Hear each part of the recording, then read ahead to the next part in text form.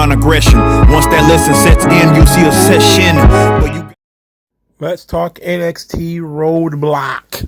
March 7th, 2023. We will do news and notes throughout the episode. Why not? All right. We start the show with Tiffany Stratton as she runs down the card with her Tiffany epiphanies. I like the spotlight. Essentially, she's challenging the winner of Meiko Satomura and Roxanne Perez, but we'll get there. That's not going to be as easy as it looks. So the show starts with the Jailhouse Street fight. Tony D'Angelo versus Dijak. All right. To win this match, you had to lock your opponent in a cage. So it was one of those shark cages like they use for war games. So you have to put your opponent in there and close it. So it's similar to an ambulance match or a casket match in which you have to enclose your opponent into something else.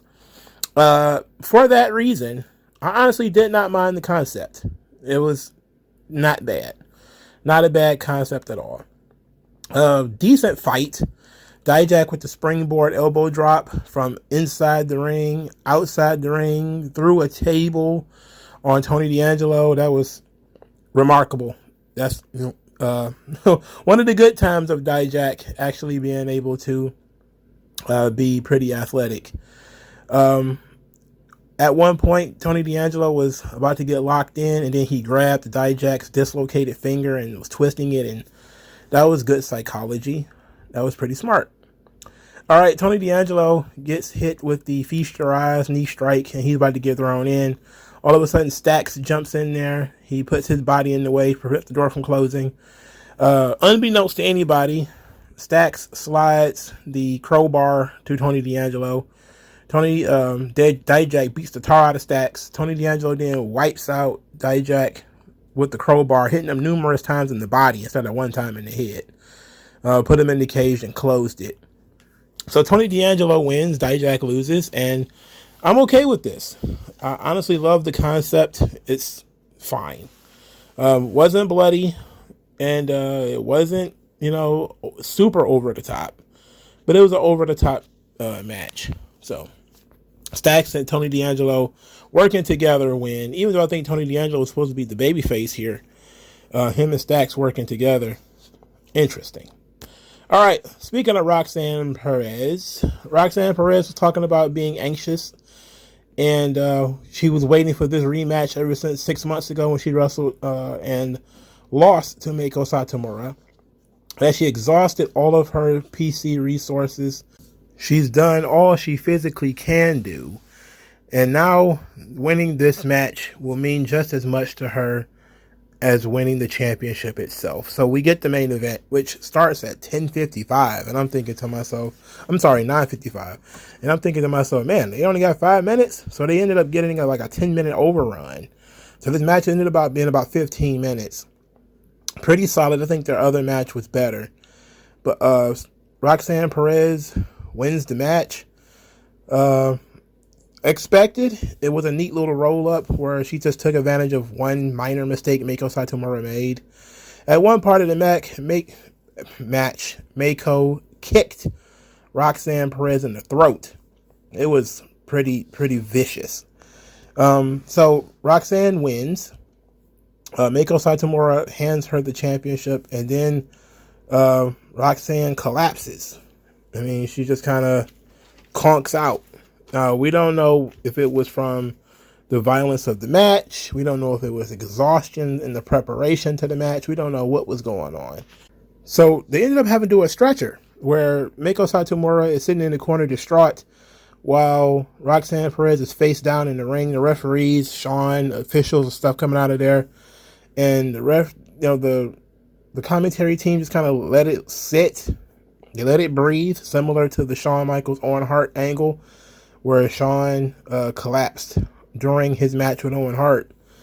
But she actually won this match and then collapsed. So we don't know what this means. Maybe I wasn't paying attention close enough. Maybe something happened in the match that led to her collapsing. Maybe it was the kick to the throat. Maybe it was something else that led to Roxanne Perez being physically spent afterwards.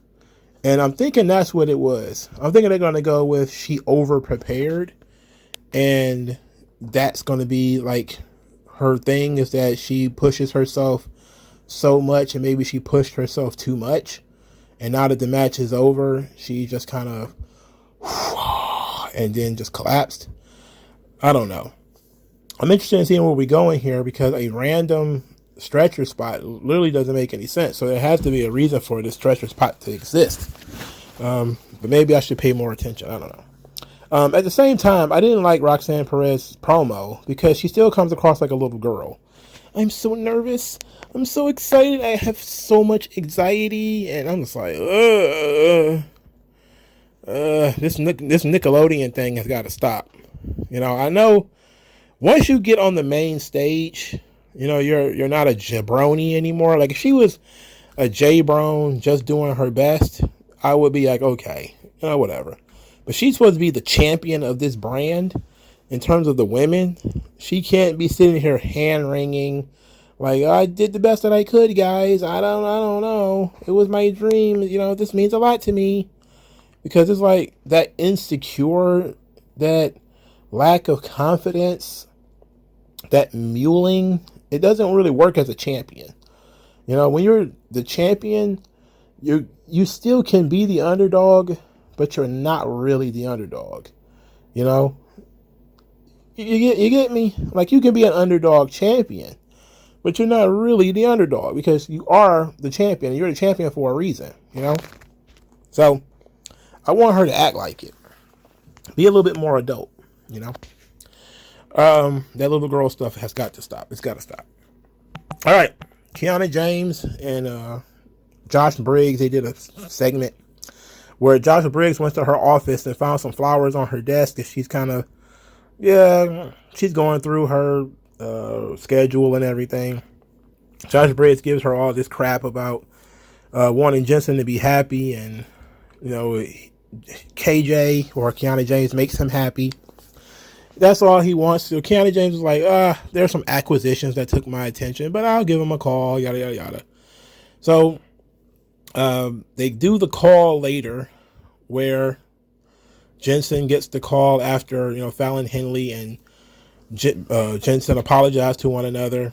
Him for being mad at her because she was being suspicious of Kiana James, and her apologizing for, you know, overstepping and not minding her own business.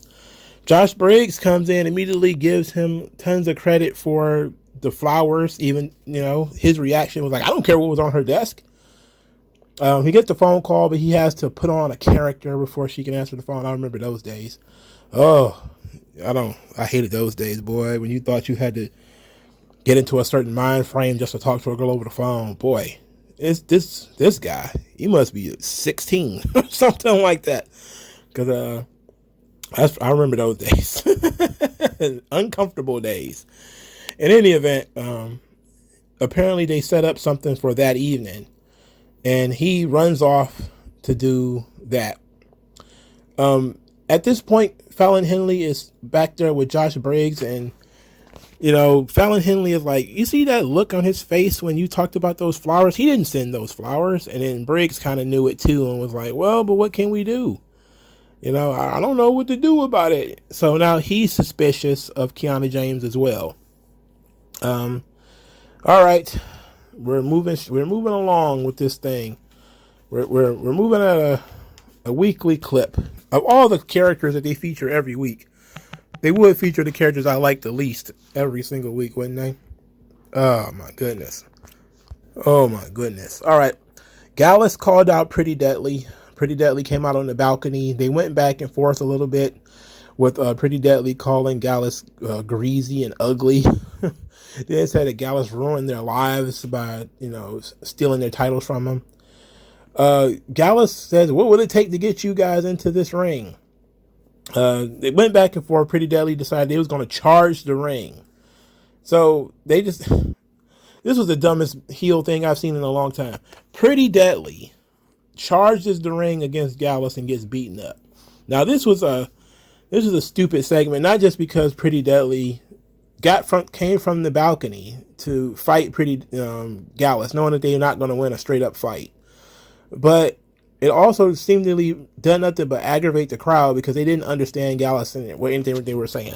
So it kept saying like what, like scattered what chants throughout the building, like what are they saying? You know, and a lot of the Scottish, British stuff that they were talking, you know, it's just it's more than a lot of it, but it was kind of like Pretty Deadly kind of ripped on them for being Scottish, and it's like Americans don't really get it because we don't know that much about Europe. So as Pretty Deadly was making fun of them, like, you know, we are up on the balcony, the two English guys looking down on Scotland as it should be, and they laughed amongst each other, but everybody else was like, huh? You know, like, what? What's the problem, mate? But Gallus not being able to be understood, despite the fact that they speak English, is pretty hilarious to me. I just don't understand why Pretty Deadly decided to fight them head up instead of having a trap set for them or some kind of other situation. It seemingly makes no sense. Lyra Valkyria did a promo and then also said she had her eye on the title. So this ought to be interesting. They're going to have to do something with Lyra Valkyria and Tiffany Stratton and maybe some other people to decide who's going to be the woman that stand and deliver. We ought to see, right? All right. My favorite match of the night, and probably one of my favorite matches of the week, Creed Brothers and Braun Breaker versus Indus Sher and Jinder Mahal. Now I'm gonna tell you why this is one of my favorite matches. There was a lot of men in this match. This felt like 6 dudes who actually go to the gym, who might be scary in a fight situation, going in there fighting, and it was fun. For me, it was fun. And then they threw in a little bit of the flips to add, just to accentuate some of the stuff that they were doing. It was fun. Only thing I didn't like was Indus Sher wearing skirts. I wasn't a big fan of that. I know some Indian friend that I'm listening to this going to be like, it's our cultural ritual garb. It's not a skirt. Like, man, these guys it looked like a skirt. You know, I don't know what else to call it. I'm just going to call it a skirt. But this was fun. This was fun as hell to me. I like the look of the Creed brothers and Braun Breaker. They just seem like they fit. And it seemed like it re-energized Braun Breaker and they brought a new element to his character. I really liked that. That was great. And this match was fun. Creed brothers and Braun Breaker win. At one point in this match, there was a somersault by Brutus, followed by a moonsault from the second rope by Braun Breaker, followed by a 450 splash by Julius Creed. These dudes are something else. These dudes are monsters, man. They were going out there having a blast. They did like a stereo dive spot, which under normal circumstances I would be like, okay, stereo dive spot. We've seen that 100 times because usually it would be in a Top Flight or Young Bucks match. But in a match like this, where everybody's essentially either a bruiser or a technical, physical performer, something like that can actually increase it. Because now you're like, oh, these guys can do that kind of stuff. But it's because they're wrestling Indus Sher, who are huge. You know, 3 huge Indian guys. I know Jinder Mahal is Canadian, but he's of Indian descent. So I really enjoyed this. I thought it was a lot of fun, man. All right, so Braun Breaker, Creed Brothers, really fun gimmick and team up. I wish we can get more of that. I would love for them to have like a nice little run as a trio. That would be great. I would actually be in supportive of a trios championship if I get those 3 guys to work together all the time. All right, before we move on to Braun Breaker making his challenge to Carmelo Hayes, I want to talk about the crowd reaction for Braun Breaker. For starters, it was actually pretty solid tonight, with the exception of a smattering of people who were, talking over him and yelling and stuff. But it came out the previous week that the people booing Braun Breaker in the crowd were just plants. Now, of course, this led to somebody having a sign in the crowd that says, "I'm a plant," which, the internet wrestling community sees all, knows all, right? So somebody put up a sign that says, "I'm a plant." That is clearly visible during a Braun Breaker promo. Now, would WWE hire people or put people in the crowd to induce this reaction? Well, I believe WWE would plant people in the crowd to start chants or, get boos started, that kind of thing. So I don't put it above them. The issue is, it just seems kind of weird, that it came at a specific point in time where the boos started. And it was right after he beat the Ilya Dragunov. Like, as soon as he won that match, all of a sudden the boo birds came out. Now they're like, oh, it's these are plants, and this is part of his angle that, the people are tired of him and all this kind of stuff. And I could buy that, I think. But it's not really mentioned that often. Like, it's mentioned, I think Grayson Waller mentioned it, but I don't think anybody else has. So it's like, if they were going to sort of induce this reaction where people are going to not like Braun, and, they're going to yell stuff at him and talk over him, and it's WWE, then they would script both parts of it. They would also script his reaction to it, and they will also have somebody else feed into that reaction to it. Give you an idea is, WWE wants you to chant Burger King and Jerry the King Lawler. So they'll have a wrestler on TV call him Burger King first. And then, maybe the wrestler will pump their fist, Burger King, Burger King. And then the crowd will start, Burger King. That's, master of ceremonies, you being the MC. You don't necessarily need to be in the crowd to do that. But if you're in the crowd, it helps. Now,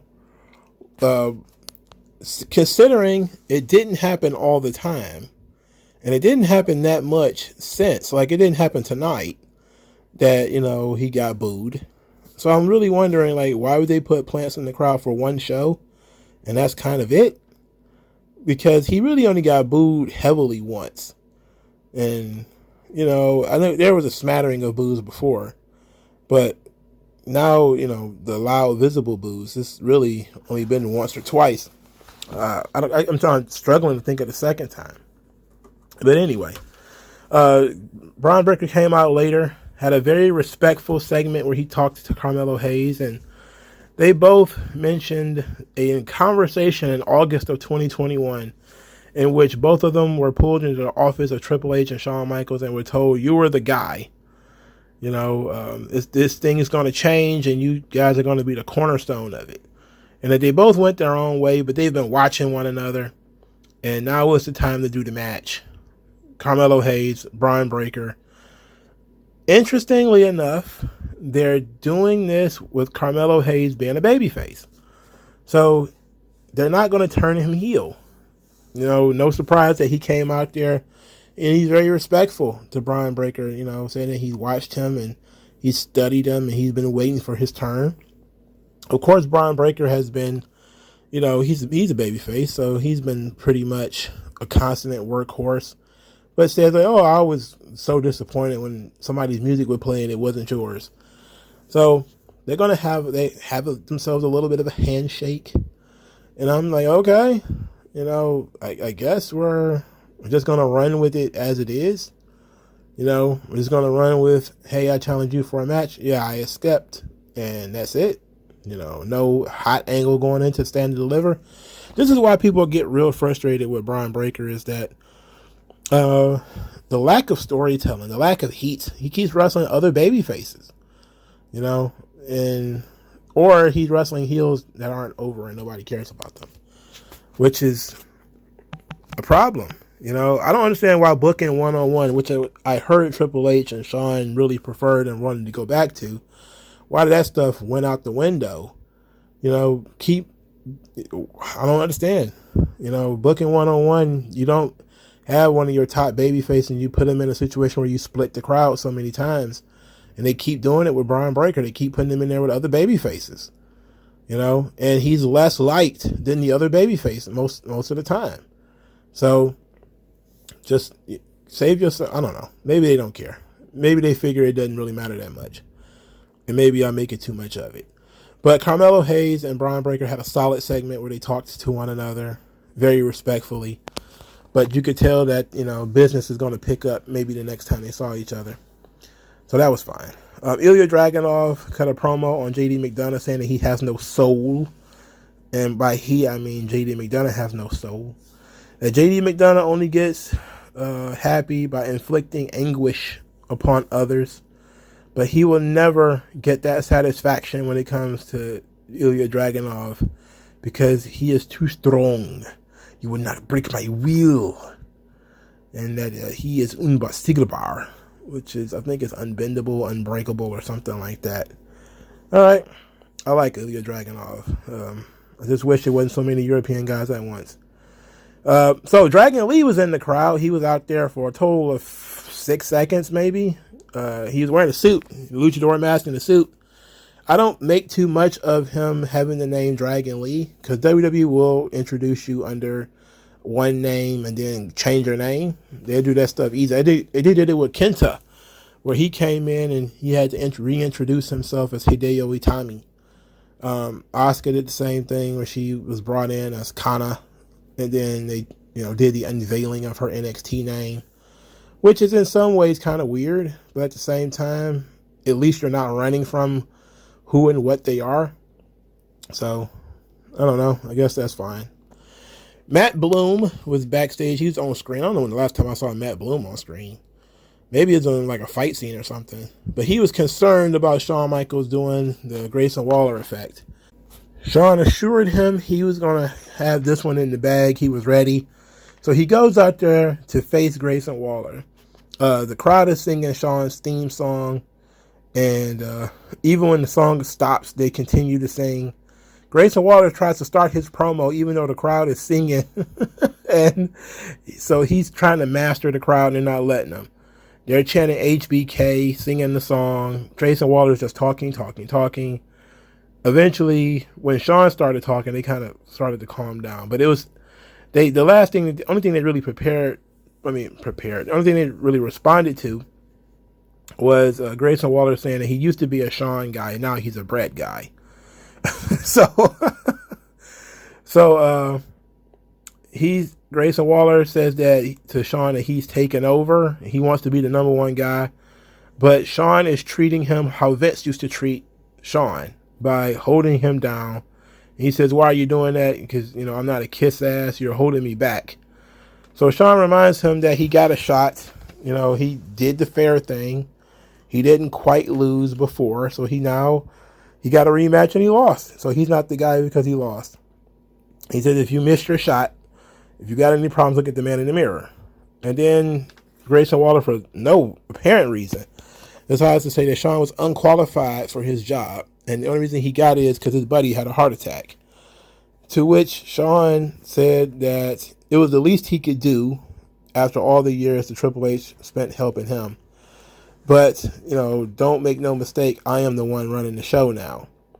So Grayson Waller proclaimed that he is NXT, and without him, it's nothing. And that he wouldn't be surprised if he doesn't end up on a cut list. That's how much Shawn Michaels hates him. And Shawn says, look, NXT is about the collective. Nobody is bigger than the brand. And then, Grayson Waller, rightly, which I was thinking the same thing as he was saying it, that when did Shawn become all about the we? In his career, it was all about him. Me being me. I am Mr. WrestleMania, I am the icon, yada. So Shawn says, look, he realized that the moment he came into this building, that this place was special. And he couldn't have that mentality anymore. And I was like, all right. Now, I believe a lot about Shawn Michaels. I'm not sure about that one. I'm not sure. I don't like this whole NXT is about the collective anyway. I don't really care about that. To me, yeah, you need to have individual stars. You need to have a collective, strong brand up and through. But I think that you need to have breakout stars too. That's kind of how I sit on the fence when it comes to should we push the brand or should we push individual stars? My answer is always going to be it depends on what the individual star is and how strong the brand is. NXT's brand, it's a smart move to focus on the collective, because then when you take Brian Breaker or so-and-so out of NXT, it doesn't hurt them as bad because it's not 100% about, hey, Brian Breaker has a fan base. And, that's what happened with NXT. They would build up these quote-unquote stars and then they move the guy and you had to either replace him or just accept that the guy is gone, and that would affect the audience. who's watching, and why. So if you make it about the quality of the show and the quality of the talent and everything, then people will most likely stick with the show, even if an individual superstar left. But at that point, I was kind of like, all right, I don't know about this one, Sean. You might have stepped over the line. You might be a little too babyface on this one. Anyway, Grayson Waller spazzed out, says he's sick of NXT. He's sick of this crowd. He's sick of seeing the same people in the same seats wearing the same clothes because they're too poor to get new ones. So Sean got up in his face and said, don't ever run his brand into the ground, ever. Grayson Waller was like, well, do something about it then, mate. Do something about it then, mate. So challenged him into a match at Stand and Deliver. Everybody got super excited. Sean got up and took his suit jacket off because, you know, Sean likes to tease. He's teasing. Sean's been doing this whole thing for a long time. So he talked about people have been challenging him to dream matches for 10 years. They backed the Brinks truck up to his house so many times. The drivers know the address by heart. He says nothing would thrill him more than beating the tar out of Grayson Waller. But he will not be Grayson Waller's opponent for Stand and Deliver. It will be somebody else. And that somebody else is Johnny freaking Gargano. Look, it's perfect. The story fits. It's perfect. I know that pretty much I didn't think too much about it. I knew it was going to have to be somebody that's going to have to take Sean's spot. I think if I'd have put more thought into it, I would have come to Johnny Gargano too, because, you know, Grayson Waller made his name by getting rid of Johnny Gargano at the beginning of NXT 2.0. He was the one who attacked Johnny Gargano and sent him home. So it's coming full circle when now Johnny Gargano's going to make his heroic return against the same person who sent him out of NXT the first time. Poetry. I like it. You know, I like it. Even though I don't like Johnny Gargano, I like the angle. You know, Gargano's a Sean guy. You know, and they need some, I guess you could say, star power for the big pay-per-view. And since NXT, Johnny Gargano, those two things matter. And since Johnny Gargano seemingly won't have anything for WrestleMania, go ahead and put Gargano versus Grayson Waller in the slow cooker. And let's see what we get on the other side. You know, I'm not mad at it. It's a good decision. Nice little tease from Sean. Great promo work from Sean. I feel like the promo probably went a little too long. I just felt like we probably could have did this in a shorter amount of time. It just felt like a long promo segment to me. That's all. But otherwise, I'm cool with everything that came out of here. Grayson Waller showed up, showed out. Johnny Gargano was the right opponent. Sean was a great stalwart for NXT and for the brand, and really put the brand over and tried to put over some of the young stars, the men and the women, the young and the old, and trying to bridge the gap, you know. Be the guy who's saying, like, hey, I know a lot of people like the black and gold stuff. You know, that was that time. This is what we're doing now. These kids are just as good or could be one day. You know, give them a shot, give them a chance. And I get it. You know, I dig that. All right. Let's move on, because the Grayson Waller effect was pretty long. It was a little too long. That's one of my pet peeves. This is very, very long. Gigi Dolan versus JC Jane. It was far more tame than I thought a match of this magnitude would be. Considering the big spot where, you know, she put her face through a door, you would think that this would have been mostly a fight that didn't last very long and probably ended in disqualification or something like that, because they want to tear each other's hair and face off. Instead, there was quite a bit of, you know, I'm going to grab a hold. You know, there's quite a few chin locks from JC Jane in this match, which makes sense from a perspective of she being the heel. She wants to control her opponent. She wants to control the crowd. You know, it makes sense from that perspective. But at the same time, I was like, well, the fierceness that a Gigi Dolan should have, she shouldn't even be wanting to go for anything other than a submission hold to try to end this match quickly, as to show how furious she is about JC Jane beating her up. But they instead had a pretty solid match that ends with a sort of crucifix bomb by Gigi Dolan, and Gigi Dolan wins the match. At this point, I was like, okay, this is fine. It was a clean win. JC Jane did most of the damage, but she stole one, you know. Gigi Dolan stole one. At this point, Gigi wins. She's attacked from behind again by JC Jane. JC Jane has kicked her a couple of times and then put a chair around her throat. She's going to Pillmanize Gigi Dolan. And this time, the referees and everybody actually do their job by sliding in the ring and stopping this. So this led to a series of comedic events involving JC Jane, where JC is trying to show that she's rabid in her hatred of Gigi Dolan. And so she's running into the male referees, jumping up and down, but she looks like a little girl, so she's like, hey, hey. And it doesn't look legitimate at all. It looks like she's probably laughing as she does it. But you think that, the whole thing here is that she really wants to get her hands on Gigi Dolan. But she kept leaping and jumping, and I was like, oh my God, she's like a bad puppy. What's going on here, bro? Not liking it. It was just humorous. It wasn't like terrible or anything like that. It was mostly just humorous. So I was just surprised by how much wrestling it was in this match. All right, before we move on, we need to talk about Gigi Dolan, because she talked about her backstory in an article. I was on a podcast, I believe, and it's pretty wild. It's a pretty wild story. Well, she was on Busted Open Radio, actually. And so here's what she said about her childhood and growing up. She says, quote, "Wrestling, this is taboo for how I was raised. I came up in a culture where the women didn't have jobs. They didn't marry or date outside of their culture. They were taken out of public school. I wasn't really allowed to have friends or hang out with people. Doing what I do is taboo in itself. I am a Romani child gypsy. I grew up living an old school strict lifestyle. It's an interesting lifestyle because I was sheltered growing up until I was found wrestling, and I left home when I turned 18. I slept on couches, in cars, and I didn't have money or have my parents in my life at that time. They were both dealing with addiction and issues like that growing up.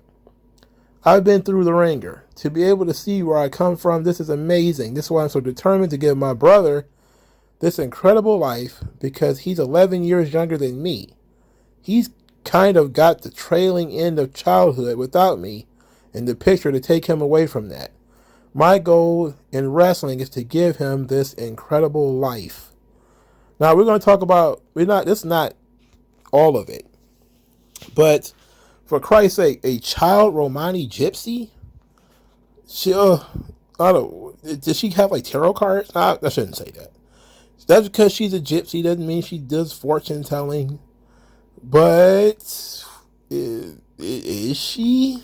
Is she the Scarlet Witch now? Is she gonna? No more mutants? We're gonna have Gigi Vision. Is that what we're gonna do here? Most people don't know that Scarlet Witch is supposed to be Romani. But in any event, she's a white woman in the movie. Doesn't matter. The whole Romani thing was a recent introduction into the character anyway. But growing up sheltered, she looks like she's a person who grew up sheltered, if we're being honest.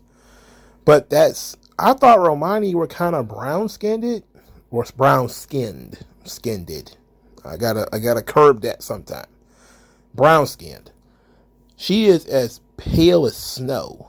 I mean, she's the same color as Elmer's glue. I never knew Romani could be that white, but maybe she's milk white. She looks like soy milk. She's literally the color of almond milk. Almond milk is probably darker than that. I'm talking maybe, soy milk. Soy milk is perfect. In any event, it was weird. But it's her escaping the Romani lifestyle. It's like, there's like TV shows about, what it's like to grow up Amish, and do you really want to go back? I remember that was one of the last things me and my ex-girlfriend used to watch on TV together, is these shows about, I forget what the Amish call it, but where you leave and you go into the towns for a little while, and basically you have to commit to the lifestyle when you come back, if you want to come back. But if you don't want to come back, you're excommunicated, like forever. So this feels like that kind of situation where she left her nomadic tribe and just kind of wandered off. And now she's kind of like, what do I got to do to take care of myself? Wrestle, I guess. I'm like, damn. Ugh. She is, I don't think she's even 30. And she has a brother 11 years younger than she is that she's apparently raising because her parents are drug addicts and stuff. Ugh, that's a rough one. That's pretty rough. So she continues. It's hard. It's almost as a hard thing to talk about because there are so many misconstrued information and stereotypes out there. It's a touchy subject because a lot of people are ignorant to my ethnicity and culture that it gets thrown around a lot. What people assume about it. There was a TV show on TLC 10 years ago called My Fat Gypsy Wedding. I was part of it when I was 14. I had a birthday party. I didn't have a wedding. They took my story, which was supposed to be a birthday, and they stretched it and made it into this really disturbing, disgusting story of, oh, her parents are trying to get her a husband at 14. That wasn't the case whatsoever. Ever since then, I've been leery of how I present that because people can see that and misconstrue it or think it's these stereotypical things they've seen on TV. That's why I have to be careful about what I talk about in the public eye. She went on TV and said that her mom abused her. In the match, she was yelling at JC Jane that her mom abused her. You're just like my mom. You're just like my mom. And now she's on TV like, wait a minute. I got to be careful. I don't want anybody thinking that, some weird stuff is going to happen here. And it's true. The oddball thing is the big fat gypsy wedding thing. It's a true story. I'm looking at the picture right now. She's wearing pink hearts. Pink hearts. It's nutty. It's pretty crazy. It's from 2012. If Carmen had made it to the altar. It says, my big fat American gypsy wedding, which makes its debut on Sunday. TLC seems intent on showing that American gypsies have nothing on their minds but lavish weddings and parties and laughably excessive dresses to wear them. That's presumably a stereotype, but TLC, remember that stood for the Learning Channel. It's hardly a place to turn to for serious enlightenment. So it says the show, patterned after a popular British series of the same title but without the American, does for American gypsies what Jerseylicious and its ilk do for New Jerseyans, namely suggests that they are all proudly shallow and retrograde. Shallow and retrograde. Jesus Christ. What does that mean? Gypsy girls are so demanding. Sandra Celli, a dressmaker, says in episode 1, as she makes a preposterous wedding dress for 17-year-old named Cheyenne. They want the biggest dress they can get with the most bling, bling, bling. Oh my goodness. Let me try to find, this is a picture of Gigi Dolan when she was in high school. It's from what it looks like. But I'm trying to find, oh, here it is. Take Pat, for instance, who in episode 2 is planning a lavish Halloween party for his 14-year-old Priscilla. Will be dangled in front of possible husbands like meat. She is having 2 outfits made, one a fluffy gown, the other to be worn later for dancing, quite a bit skimpier. Apparently this is her father that says, you look like a star, darling. He tells the child while she tries on outfit 2. What she actually looks like is something you see in a strip club. That's, what the authors of this New York Times article wrote. So apparently this is Priscilla Kelly. I don't know what her real name is. Is it Priscilla Kelly? I don't know. But this is certainly her. Oh, this is creepy, bro. We're going down a rabbit hole that I had no intention of going down at this point. But now we're in it. We're in it now. So let's see. All right, so this is from a different article about the same thing. It says, when we first saw Priscilla, and her name is Priscilla Kelly, her real name, she was a 14-year-old looking for her soon-to-be husband. Most people might remember her for the over-the-top heart dress she wore to a party to meet potential suitors. However, these days, Priscilla has abandoned her wifey dreams to become a professional wrestler. Her in-ring character is a sexy goth who likes to bite and lick her opponents. She tells WrestleList, "I came into this business and everyone just looked at me as a little girl. I was also raised really strict. I guess I wanted to break out of that." Holy guacamole. What the hell? I can't believe this.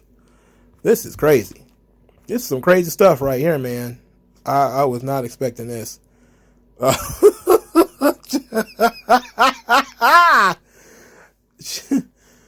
So apparently she's saying that it wasn't true that they was trying to get her married. That was not true. That was not what's happening. She was having a birthday party. But this thing made so many different sites. It says that this episode, the episode that she was on, was seen by 1.7 million viewers. Then it says a gypsy girl dreams of her over-the-top wedding, but first she has to find the right guy. That's what 14-year-old Priscilla and her family are hoping to do with a lavish Halloween party on Sunday's episode. Wow. This is bizarre. Bizarre. All right, let's move on, because I just wanted to talk about it. I didn't know I was going to fall head over heels into this thing and get lost into the weeds of reality TV show trash. But apparently that's what I fell into. All right. I don't know where. Okay, so here we are. Back to NXT. Sorry. Tyler Bate is meditating with Thea Hale to help her defeat her stress. He tells her that nobody is beyond fear. Anybody can go through fear. And apparently, these exercises were supposed to help her overcome her fear of Ava Raine.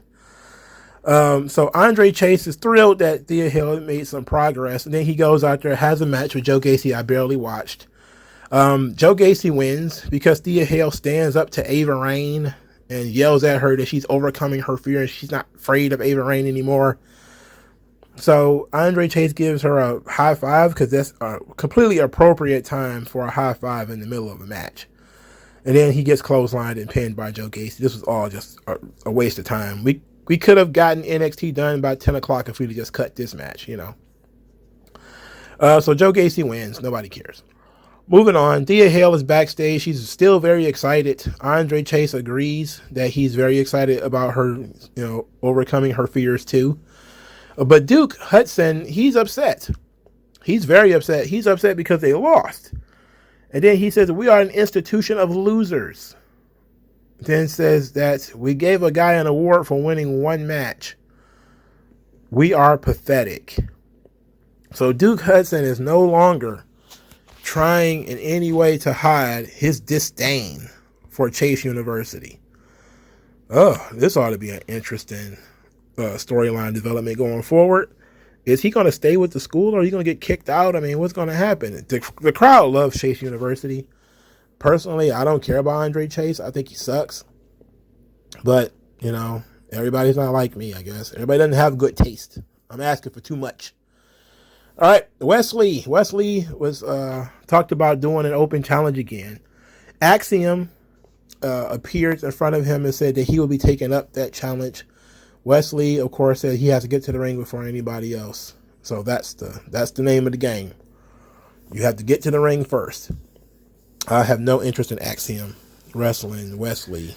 I'm pretty sure that's not going to be it, though. If they're smart, they won't do Axiom versus Wesley. If they're smart, they would actually build up an opponent for Wesley to actually wrestle and give up that belt because apparently they have nothing to do with him. When open challenges are for when you don't have a storyline, like unless your open challenge is going somewhere, like like a gold medal challenge or the master lock challenge or something like that, where it's leading to something. I can promise you that the entire concept of an open challenge is a waste of time. Just a reason to get you on TV.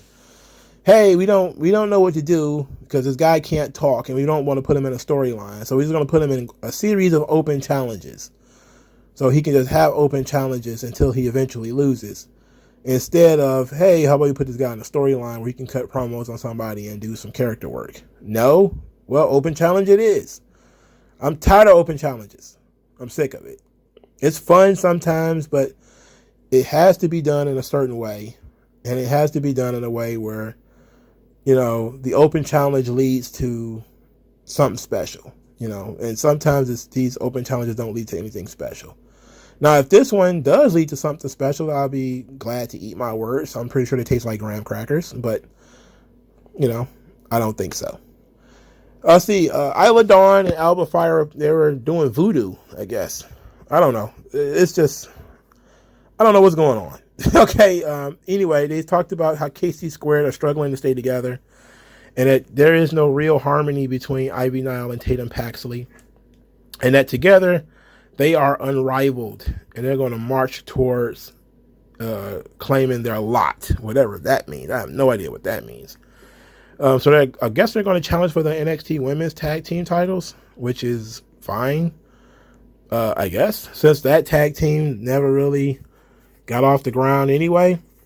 Kiana James and Fallon Henley are still at each other's throats, so it ought to be interesting. But Alba Fire still been in NXT. I bet she can't wait for that SmackDown call up, so she can gladly take Tegan Nox's job as being sort of the resident pale face for no reason. All right, that was NXT. Show solid. Really had fun with the 6-man tag. Main event was okay. Opening match was okay. A lot of fluff in there. The Grayson Waller effect, Shawn Michaels thing was really good. The Pretty Deadly segment didn't need it. Joe Gacy versus Andre Chase didn't need it. Just some stuff we really didn't need. We probably could have built up some stuff for next week. I know they're doing Apollo Crews versus Dabba-Kato next week. Probably could have built that up tonight rather than that useless Pretty Deadly Gallus segment. You know, that's just me. There's something else going on next week. I don't remember, but we probably could have built it up on this show. Gigi Dolan versus JC Jane. This is probably just the start of their feud, which is why I'm surprised it ended clean. You have to think about that. I probably would have done something where JC Jane got disqualified just so we could continue this feud and nobody hadn't beat the other one clean in the middle of the ring. But I don't know anything about having the book. I'm just a guy, you know. All right, that's it. What do you guys think? I'll talk to you guys later, man. Peace out.